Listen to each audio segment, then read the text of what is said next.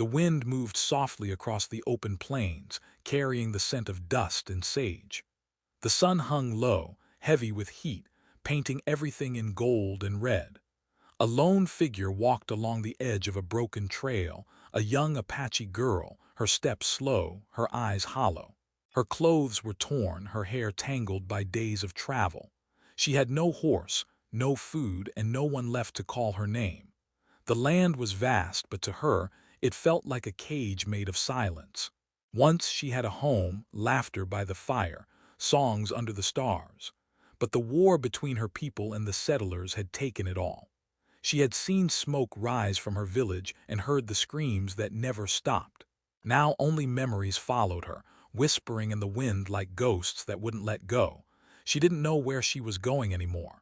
She just knew she couldn't stop walking. The sun began to fade, the air turning cool. Her legs trembled from hunger.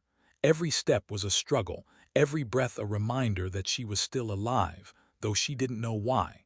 The world had grown cruel. To the ranchers and townsfolk, she was nothing more than a shadow from a hated tribe. To her own people she was lost, gone too long to be found. When the first light of dawn touched the land again, she saw smoke rising in the distance, thin and steady. A cabin, she thought. A man's home.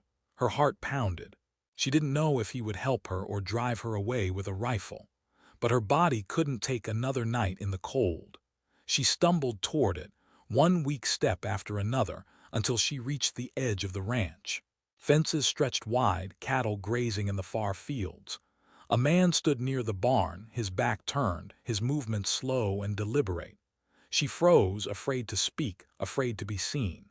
But the world had already stripped her of everything. Fear was all she had left to lose.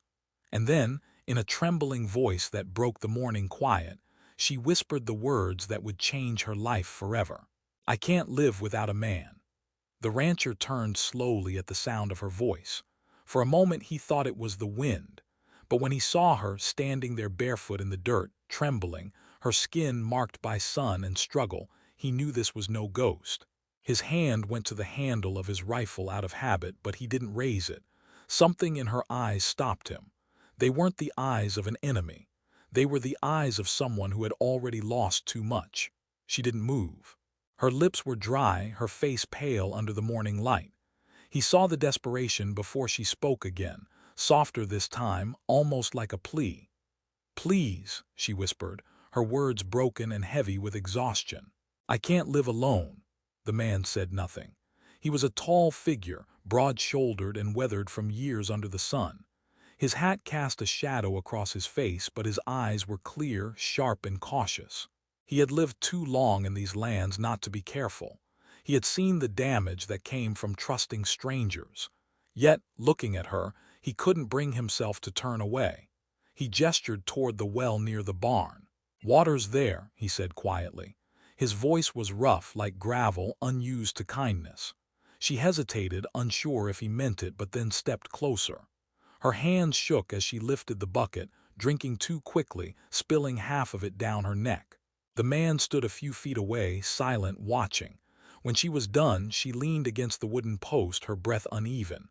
"Where you from?" he asked. She looked at him for the first time, her eyes dark and unreadable. "Far," she said. "All gone now." He didn't press her. He turned back toward the barn, muttering, "You can rest by the porch. I don't want trouble." She nodded, grateful, and followed at a distance. The porch boards creaked under her light steps. She sat near the corner, hugging her knees, her eyes darting around the open land. Everything here felt too big, too exposed. Yet for the first time in days, she wasn't running.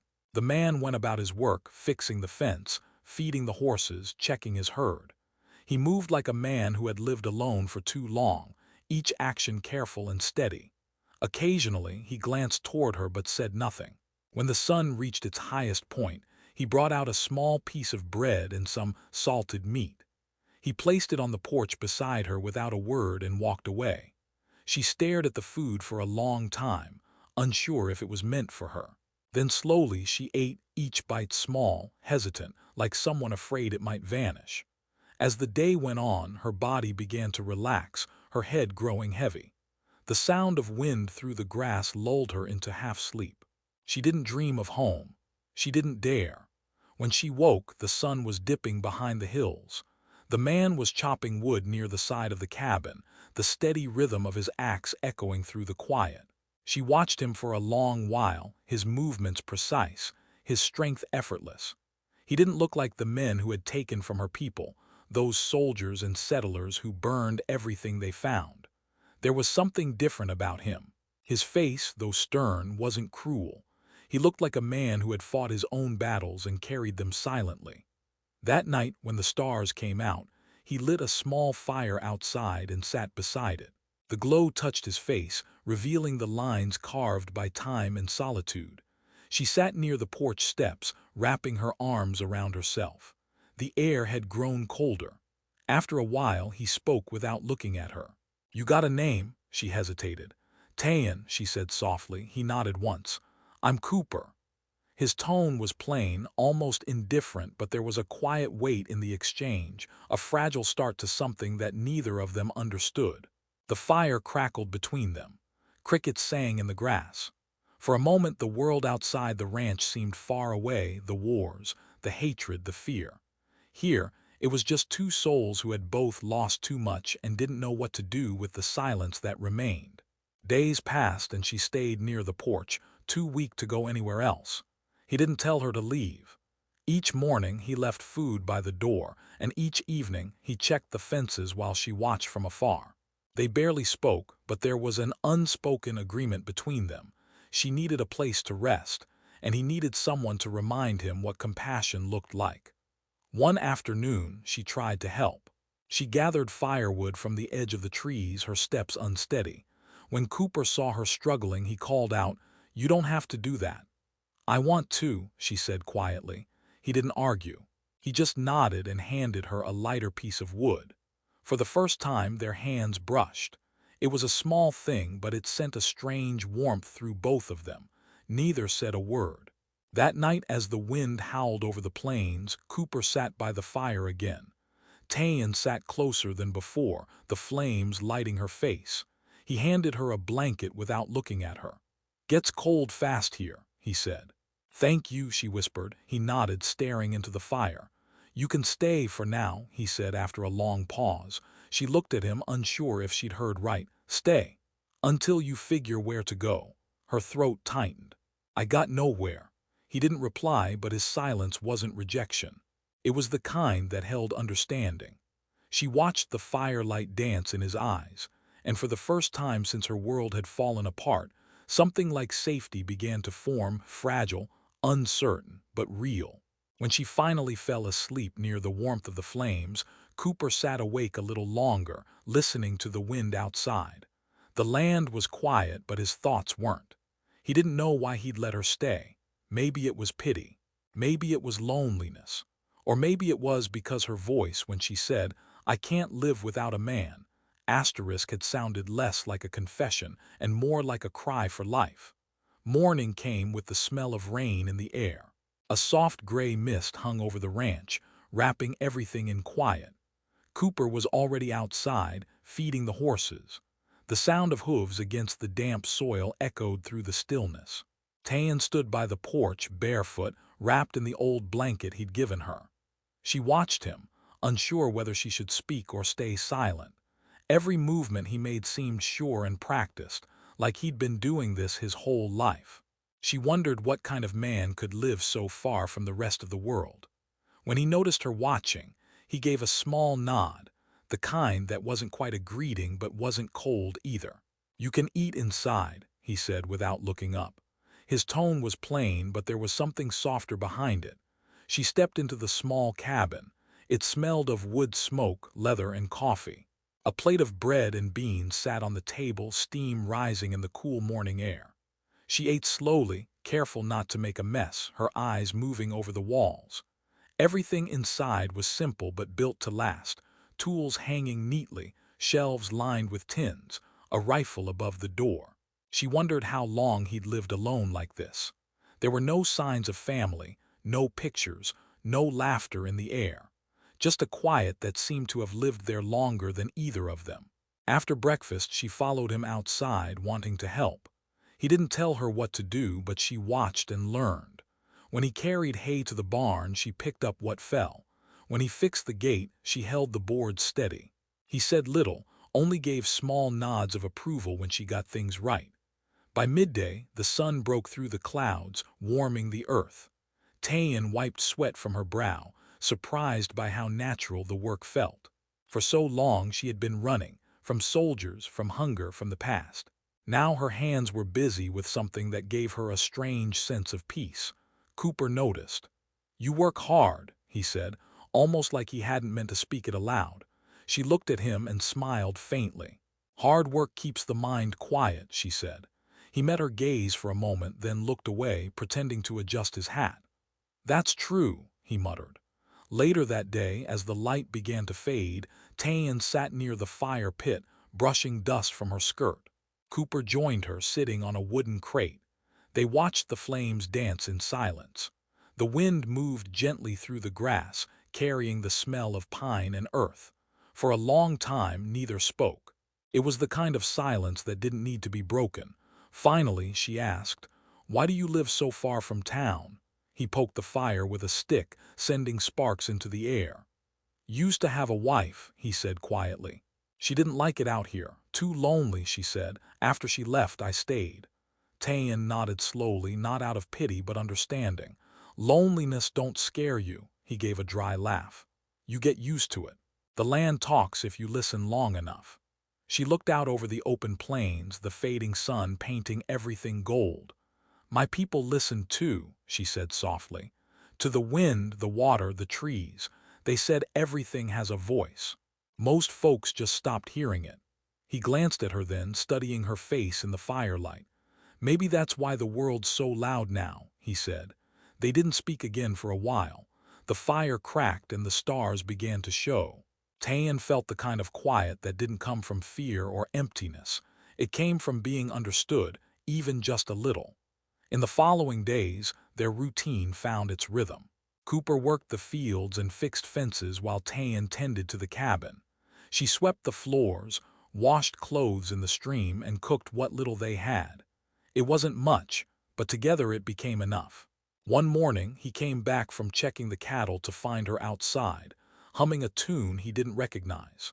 She was kneeling by the garden, planting seeds she'd gathered from the valley. He stopped and listened for a moment, the soft sound of her voice blending with the breeze. It felt strange hearing music again. "What's that song?" he asked. She looked up, startled, then smiled shyly. "Old song from my mother. She used to sing when the ground was ready to grow." He nodded slowly. "It's nice."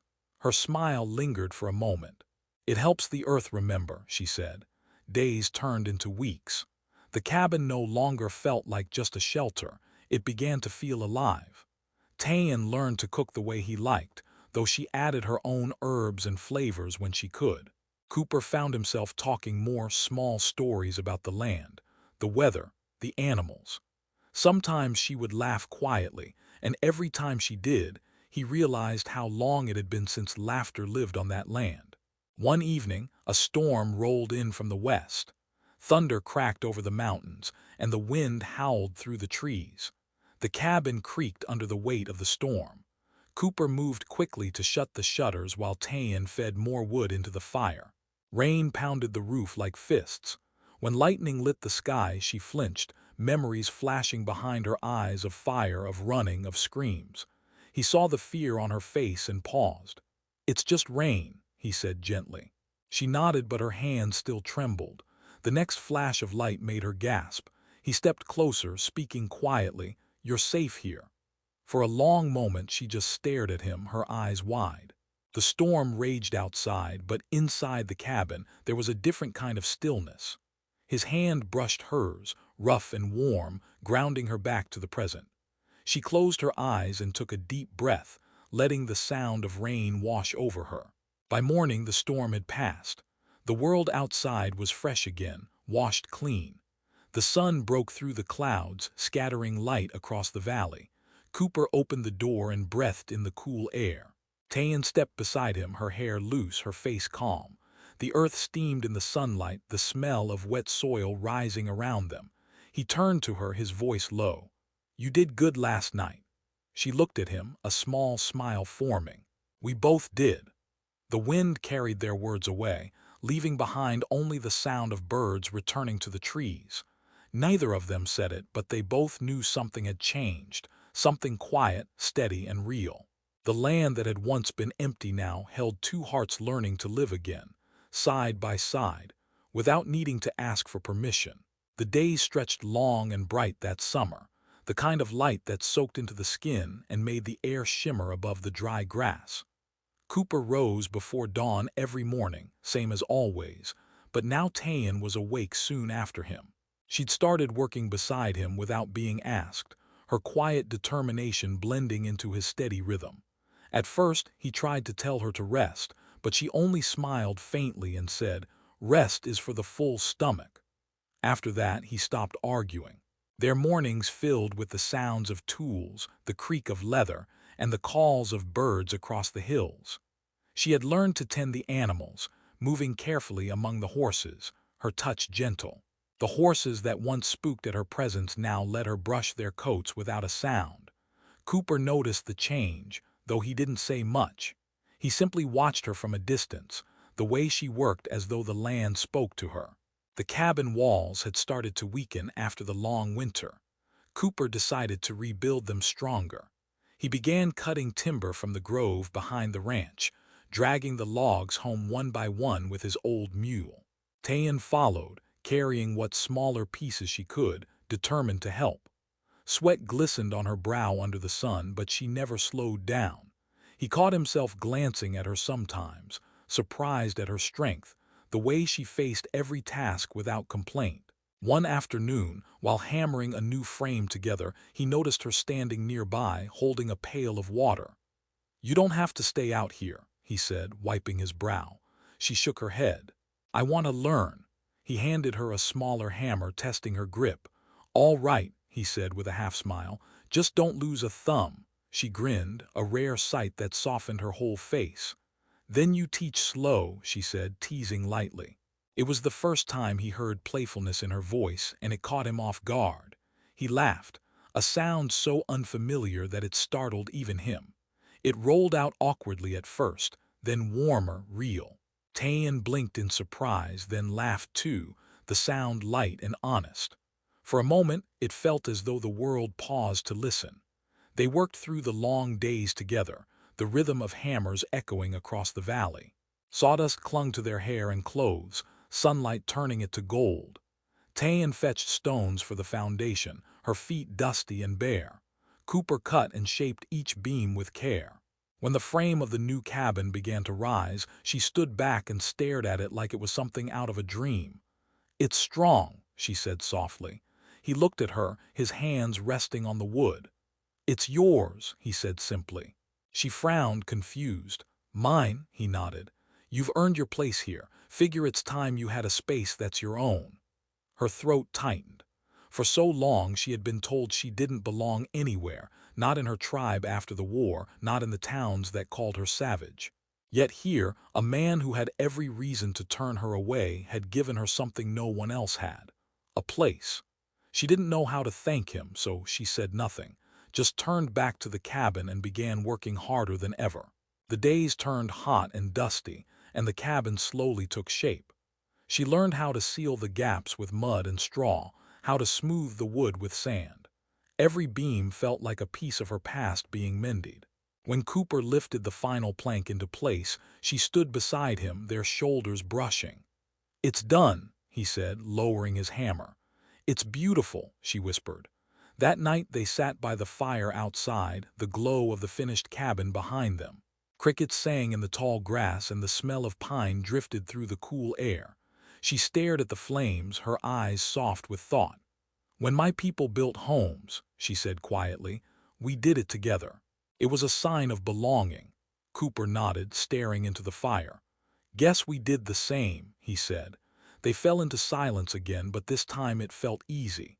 The fire crackled between them, the night folding around their quiet understanding. In the mornings she began cooking breakfast for both of them, strong coffee, bread, sometimes eggs if the hens were kind. He'd find the table already set when he came inside, and she'd smile faintly as he sat down. Neither of them needed to speak much. Words were rare, but the silence had become comfortable, familiar, like an old coat worn smooth by time. One afternoon, as she hung wet laundry on the line, Tayan noticed a cloud of dust rising in the distance. Her heart tightened. She knew that kind of dust, it meant riders. Cooper came out from the barn, following her gaze. His expression hardened. "Stay close," he said. The riders came fast, 2 men from the nearby town. They reined in their horses near the fence, faces stern, eyes sharp. "Heard you got company," one of them called out. "A squaw living here." Cooper's jaw tightened, his eyes narrowing. "Ain't your concern." The man spat in the dirt. "Folks are talking. Don't look right," a rancher taking in one of them. "You don't know what kind of trouble you're bringing." Before Cooper could speak, Tayan stepped forward. "I bring no trouble," she said calmly, her voice steady though her hands trembled. The men sneered. "She speaks," one said mockingly. "How long you plan to keep her, Cooper? Or are you gonna sell her off like the rest do?" Cooper took a step forward, his voice low but firm. "You said what you came to say. Now get off my land." The tension hung heavy in the air. For a moment it seemed like the men might push further, but something in Cooper's eyes stopped them. They turned their horses and rode off, kicking up dust behind them. Tayan watched them go, her heart pounding. "They'll come back," she whispered. "Let 'em," Cooper said, his tone flat. "This is my land, you're safe here." She looked at him then, really looked, and saw not just the man who had given her a home, but someone willing to stand against the world for her right to exist. That night she couldn't sleep. She sat by the window of her new cabin, the moonlight pouring across the wooden floor. She thought of all the places she'd been turned away from, all the times she'd been told she wasn't worth keeping. Now here in this quiet valley she had been given something different. Not charity, not pity, just a chance. Outside she saw Cooper sitting by the fire, staring into the flames as he always did. And though no words passed between them, something unspoken bound them together, steady as the land beneath their feet. Autumn came slow and quiet to the valley, the air cooler, the light softer. The leaves on the hill turned from green to gold, and mornings carried the smell of wood smoke and frost. Tayan wrapped herself in a shawl as she walked across the yard, her breath white in the chill. Cooper was already out with the horses, his coat buttoned, his hat pulled low. She'd gotten used to the rhythm of his days, the way he moved with purpose from one task to another, always steady, never rushed. But lately, she noticed something different in him, a kind of watchfulness, as if he were waiting for something he couldn't name. The trouble started small. A man from town came by one afternoon, saying he'd lost cattle near the valley. His tone was sharp when he mentioned Tayan. "You still keeping her here?" he asked. Cooper didn't answer right away. He just leaned against the fence, arms crossed, and stared until the man looked away. "Ain't your business," he finally said. The man muttered something under his breath and left, but the look in his eyes promised that word would spread. By the end of the week, rumors had found their way up the mountain. Tayan could feel them in the air, heavy and cold. She saw the way Cooper's jaw tightened when he returned from town. He never spoke of it, but she knew. The stares, the whispers, the same hatred that had followed her all her life, it was creeping back. That evening, while she cooked by the fire, he sat at the table sharpening his knife. The sound filled the small cabin, sharp and steady. "They're saying things again," she said quietly. He looked up, the knife still in his hand. "Let them talk." "They don't stop at talk," she said, her voice trembling though she tried to hide it. Cooper set the knife down and met her eyes. "You scared?" She hesitated, then nodded. "Not for me, for you." He gave a small, humorless smile. "I've lived through worse." They didn't speak after that. The fire cracked softly between them, and outside the wind moved through the pines. The next morning she woke to the sound of shouting. 2 men on horseback waited at the fence, their rifles resting across their saddles. "Cooper," one of them called. "We need to talk." He stepped outside, his gun belt slung low on his hip, his face calm but hard. Tayan stood at the window, her heart pounding. "What is it you want?" Cooper asked. The older man spat into the dirt. "We don't want trouble, but that girl, she don't belong here. You know it, we know it. Best you send her back to her kind before something happens." Cooper's voice stayed even. "Ain't nobody's business who stays on my land." The younger rider shifted in his saddle, his tone sharper. "You're making it our business. Folks in town don't like seeing you play house with one of them. It ain't right." Cooper took a step closer. "You finished?" "Not yet," the man sneered. "You want to live like them, go ahead. But when the sheriff comes asking questions, don't say we didn't warn you." The two men turned their horses and rode off, dust swirling behind them. Cooper stood there for a long time, his hands clenched. When he came back inside, his expression was unreadable. Tayan looked at him, fear flickering in her eyes. "They'll come again," she whispered. "Maybe," he said quietly. "But we'll be ready." That night the air felt heavier than usual. The sound of crickets had vanished, and even the wind seemed to hold its breath. Tayan couldn't sleep. She sat by the window, watching the moonlight spill across the clearing. Cooper sat by the fire, cleaning his rifle. The smell of oil and smoke mixed with pine. He looked up once, catching her gaze. "Go rest," he said. "I can't," she replied softly. "It feels wrong tonight." He didn't argue. He just nodded, his jaw tight. "Stay close, then."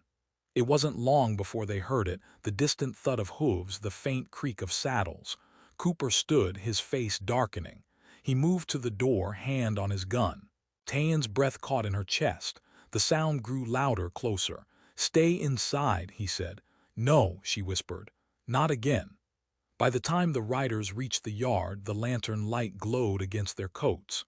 Three men, rifles slung low, eyes hard. "We told you," one shouted. "You think you can ignore us?" Cooper stepped forward, his shadow long in the dirt. "You brought guns to talk." "Don't need talk," another man snapped. "We're setting things right." The crack of a rifle split the night. Tayan screamed as Cooper's hat flew from his head, the bullet grazing the brim. He didn't flinch. He fired once, his shot hitting the dirt at their horses' feet. The animals reared, screaming, and the men cursed, struggling to control them.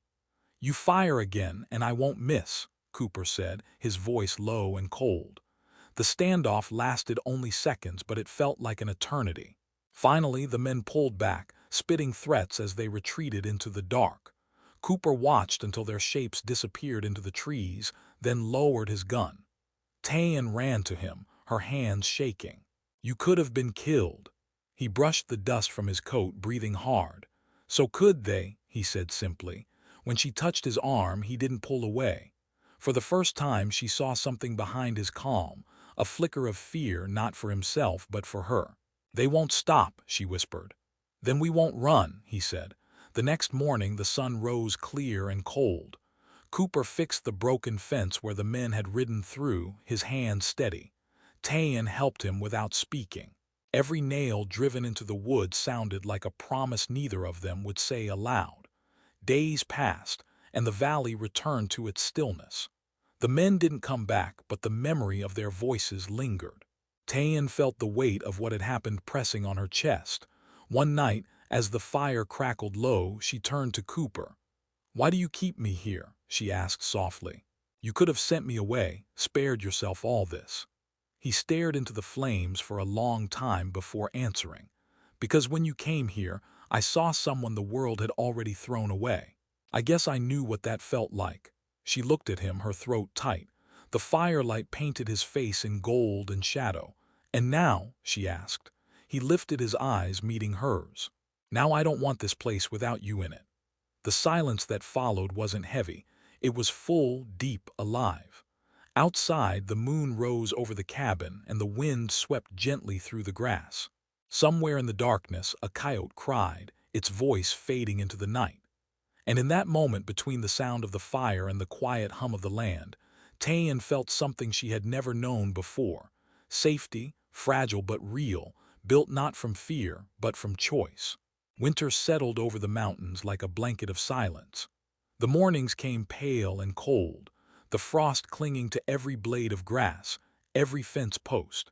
The air smelled of pine and smoke, and the only sound was the creak of the cabin door as Tayan stepped outside to fetch water from the frozen trough. Her breath rose in white clouds, the bucket heavy in her hands. She looked toward the barn where Cooper was already at work, a dark shape moving through the mist. He always started before sunrise, even in the dead of winter, and though she told him more than once that the cattle could wait, he'd only smiled and said, "The cold don't wait for no one." Inside the cabin, the fire burned low. Tayan fed it more wood, rubbing her hands near the warmth. Life on the ranch had grown quieter these days. The trouble from the town had faded. The men who came that night hadn't returned, and rumors died as quickly as they were born. But silence didn't mean peace. Sometimes it carried a different kind of weight, the weight of memories neither of them spoke about. Cooper returned from the barn, his coat dusted with snow. He stamped his boots by the door and hung his hat on the wall. "Storm's coming," he said, his voice rough from the cold. "We'll need to tie down the roof and stack more wood." Tayan nodded, pulling her shawl tighter. "I'll start with the woodpile." He looked at her, his brows furrowed. "You've done enough work today." She smiled softly. "You say that every day." He grinned faintly, shaking his head. "Stubborn woman." "And you," she teased. "You work harder just to prove you can." He didn't argue, just gave a small laugh and went to check the window shutters. That sound, the rare laugh, made something warm spark in her chest, like sunlight breaking through clouds. There was still distance between them, but it wasn't the kind built by fear. It was quiet understanding, a bond that didn't need words. By midday, snow began to fall. Big, slow flakes drifted down, turning the valley into a sea of white. They worked side by side, tying ropes across the roof beams, covering feed for the animals, checking the fences before they disappeared under snow. The wind howled through the trees, carrying the kind of cold that bit through layers of clothing. Tayan's fingers went numb, but she didn't stop. Cooper noticed and handed her his gloves. "Keep them," he said when she tried to refuse. When the storm hit full force, they were trapped inside for 2 days. The world beyond the windows vanished, only white and wind, and the sound of snow hitting the roof. The fire was their only light. They rationed food, cooked slow stews that filled the cabin with warmth, and shared the silence. Sometimes in those long nights, Cooper would tell her stories, small pieces of his past he hadn't spoken of before. About the war he'd fought in as a young man, the land he'd lost, the wife who'd left when the loneliness got too heavy. Tayan listened, her hands resting in her lap, her eyes fixed on the fire. When he spoke of loss, she didn't comfort him with words. She just sat close enough that he could feel her presence.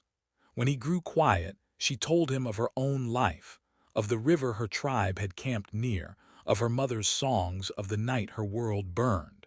Her voice trembled when she spoke of it, but Cooper didn't interrupt. He only listened, his jaw tight, his eyes dark with understanding. On the 3rd day, the storm broke. The light returned, bright and blinding against the snow. The cabin door creaked open and a rush of cold air swept in.